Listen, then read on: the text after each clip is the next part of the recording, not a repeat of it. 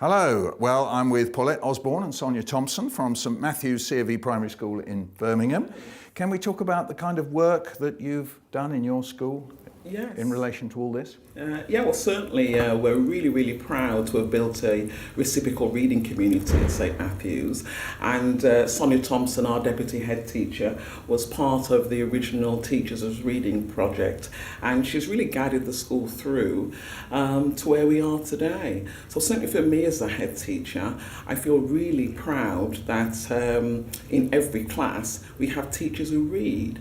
So these are teachers who enjoy books, are able to talk about books, so they're readers who teach. And it's great then when children finish a reading book and they can come along to the teacher and say, "Miss, Sir, I finished my book."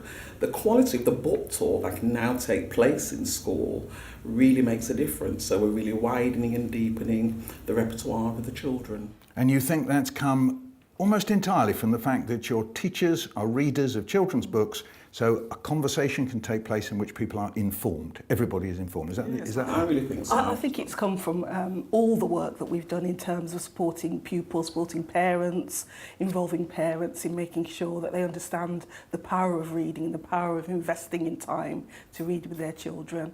And I think as a whole school community, we value reading, and it really shows in our school. And I think people who come into our school get that feeling and understanding that reading is really important. It's really important as part of everything that you do in terms of engaging with young people and their learning. Absolutely. And what difference do you think you've seen in terms of the children's attitude to learning overall, or indeed in attainment, if that's what we're going to use as a criterion? What would you say? And it's a combination. The goal is always about that combination. There's a job to be done in terms of education.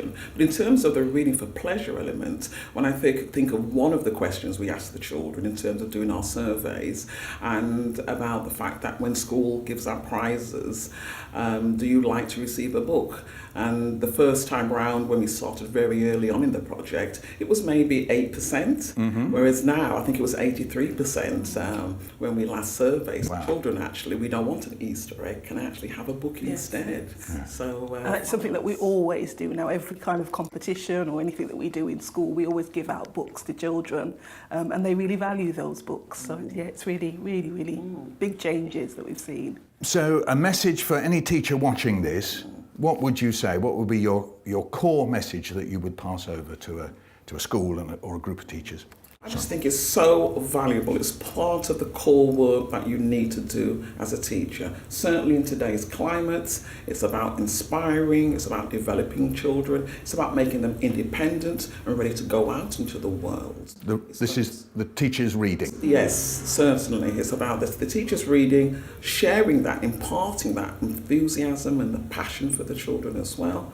I think it's about making school time to read, not as an add-on, not as additional, but part of the core of what we're giving to children. Reading for pleasure is at the heart of that, or everything else is around that, and reading for pleasure at the heart. I think once you build a school around that, then you certainly got a school that was going to be successful in all that it does. Sonia and Paulette, thanks very much indeed. Thank you. Thank you. Thank you.